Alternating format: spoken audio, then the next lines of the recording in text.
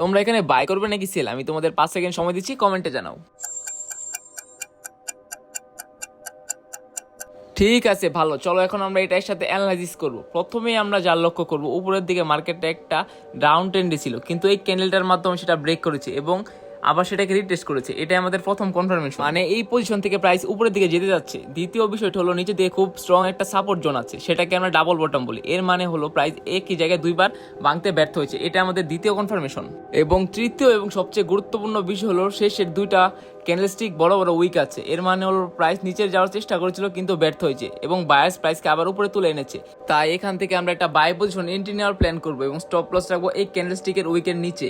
আর target ও take profit রাখবো উপরের last রেজিস্ট্যান্সে, যা আমাদের দিবে 1:5 রিস্ক রেশিও। চলো দেখি আমাদের ট্রেডটা কিভাবে পারফর্ম করে। এই অর্ডারটা ফেল করেছিল, সত্যি বলতে এটা একটু ক্রেজি ছিল, কিন্তু বুম 1:5 রিস্ক রেশিও আমরা ঠিকই পাওয়া গেছে। ভাগ্য ভালো যে আমরা রিভার্স করার আগে নিজেদের প্রফিট আমরা বুক করে নিয়েছি। ঠিক আছে, আজ এই পর্যন্ত। এমন আরো ডেইলি সেটআপ পেতে চাইলে অবশ্যই লাইক আর ফলো করতে ভুলবে না।